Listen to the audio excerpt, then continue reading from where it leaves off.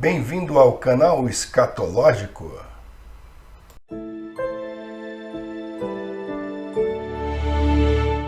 Tanto o Salmo 14 quanto o Salmo 53 trazem os mesmos dizeres a respeito do tolo que afirma que Deus não existe. O Salmo 14 diz assim: o tolo disse em seu coração, não a Deus.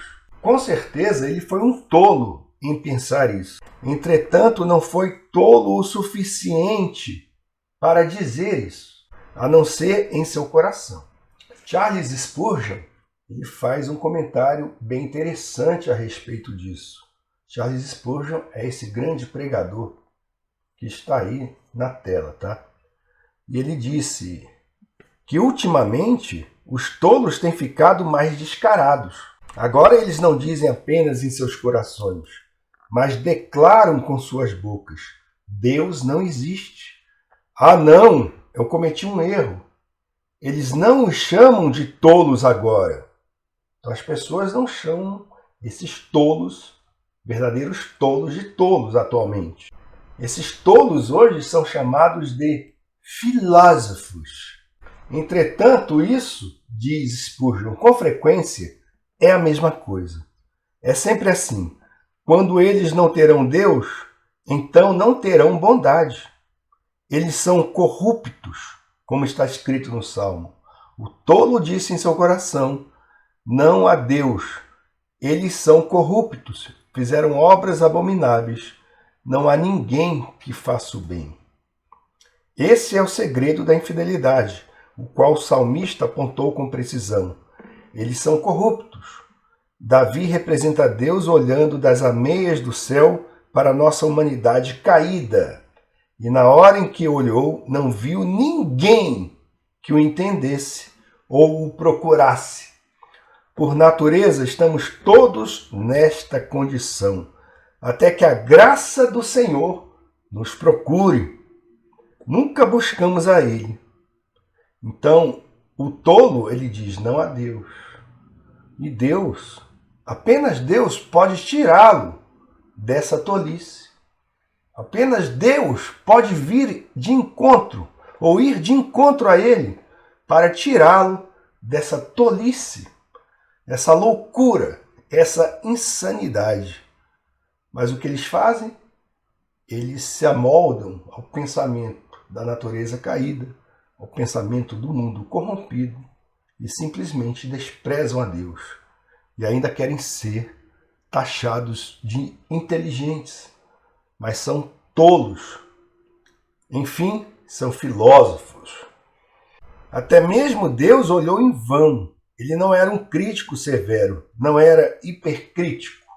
O Salmo diz: do céu o Senhor olhou para baixo sobre os filhos dos homens para ver se havia alguns que entendessem e buscassem a Deus. E aí alguém pode dizer, isso foi nos tempos do Velho Testamento. Se você abrir a Epístola aos Romanos, vai ver que Paulo cita como sendo verdadeiro em seus dias. Longe da graça de Deus. Isso é e sempre será verdade. Não há ninguém que faça o bem. Tem muita gente aí que deseja alcançar o favor de Deus, tá sendo bonzinho. O sujeito diz, eu vou para o céu. Eu serei salvo porque eu sou bonzinho, porque eu tenho um código de ética, sigo esse código de ética. Eu sou bonzinho, nunca matei, nunca roubei, etc, etc. Bom, o próprio Senhor Jesus Cristo disse, se você olhar para uma mulher com intenção impura, no seu coração você já adulterou com ela. Deus trata com a natureza pecaminosa do homem. E Spurgeon pergunta, todos eles são tão tolos assim? Eles pensam que o povo de Deus é nada. Certo? Os ateus, eles pensam isso. O povo de Deus não é nada. Eles pensam assim, é ralé, são pessoas ignorantes, são burros, são pessoas sem nenhuma formação intelectual. Então eles pensam também que eles poderiam engolir o povo de Deus de uma só vez, pois os desprezam. Observe que sempre que um homem despreza Deus, logo também despreza o seu povo. é natural que o faça. Enquanto isso, ele mesmo não vai invocar ao Senhor. Então chegamos ao versículo 5 desse salmo. Ali estavam eles em grande temor, porque Deus está na geração dos justos. O quê? Essas mesmas pessoas que não invocam a Deus estavam com muito medo? Sim, Deus pode trazer grande temor aos homens que parecem mais ousados. Então, o que nós temos visto, principalmente em meio a repórteres, eu vejo muito isso. Os caras se levantam, eles são arrogantes, eles falam com a boca cheia de raiva, de ódio ou de pretensa inteligência, que Deus não existe. Zombam de Deus, zombam da palavra de Deus. Mas eu garanto, quando estão ali no leito de morte, eles tremem. Eles tremem, porque eles sabem que o dia do juízo chegou. Eles tremem, eles clamam.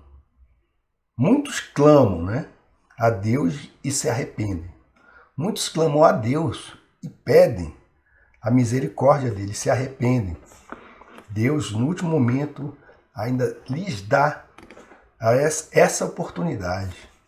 Mas a maioria enfrenta Deus, que é fogo consumidor. Então, assim, fica notável que os blasfemadores mais ousados geralmente sejam os mais medrosos quando adoecem. Estas são as pessoas que começam a chorar e a desistir daquilo de que se vangloriam quando entram em águas profundas. Ali estavam eles em grande temor. Ele está e sempre estará com seu povo. E quando abre o braço, o medo se apodera dos seus inimigos. E o Salmo diz: se a salvação de Israel saísse de Sião, quando o Senhor trouxer de volta os cativos de seu povo, Jacó se regozijará e Israel será feliz. A palavra de Deus divide a raça humana em duas porções. Diz Spurgeon: uma é a descendência da serpente e a outra é a descendência da mulher. Os filhos do diabo e os filhos de Deus. Aqueles que ainda são o que sempre foram por natureza, e aqueles que nasceram de novo para uma esperança viva pela ressurreição de Jesus Cristo dentre os mortos. Existem muitas distinções entre as pessoas, mas essas diferenças não são muito profundas. Entretanto, esta distinção em particular é bastante profunda. Entre as duas classes, os salvos e os não salvos, um grande abismo foi fixado. Neste salmo em particular, Davi refere-se a uma classe de pessoas como tolas. Ele começa descrevendo o tolo, não querendo se dirigir a nenhuma pessoa em particular, mas a toda a raça por sua natureza. A totalidade da porção da raça humana que permanece não regenerada.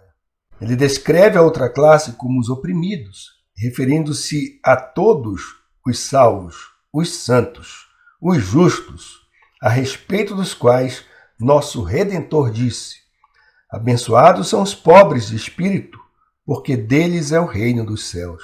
Desde o princípio sempre houve hostilidade entre as duas descendências, uma inimizade que nunca foi mitigada e nunca será. Isso se exibe de várias maneiras. Em algumas épocas, a hostilidade dos ateus explodiu em perseguições abertas. Herodes procurou a criança para destruí-la. Ramã procurou destruir toda uma geração de israelitas. Estacas foram erguidas e fiéis foram queimados. Mecanismos desumanos de crueldade foram moldados pela arte do homem, através da malícia de seu coração, para exterminar os filhos do Deus vivo, se fosse possível. Em outras ocasiões, a guerra não é menos amarga, mas as restrições da providência não permitem que a guerra aconteça como antes. Então a hostilidade assume a forma de uma zombaria cruel, de modo que esse texto é tão aplicável a nós como foi a Davi em seu tempo. Os pecadores afirmam que o homem piedoso é tolo o suficiente para colocar sua confiança em Deus e fazer disso o principal objetivo e propósito da sua vida. Todos nós fazemos isso em certa medida até nascermos de novo. Todavia, os justos descansam no Deus vivo, encontrando refúgio nele. Eles zombavam da ideia de um homem confiar no Senhor para seu pão de cada dia, ou para sua salvação eterna. No entanto, por mais zombadores que os homens possam ser, não há outro refúgio para uma alma senão em Deus. Quando o dilúvio começa, não há segurança, senão na arca com ele. Ó, que os homens confiassem nele, que essa hora chegue logo, inclusive para você, tolo ateu. Fica a dica.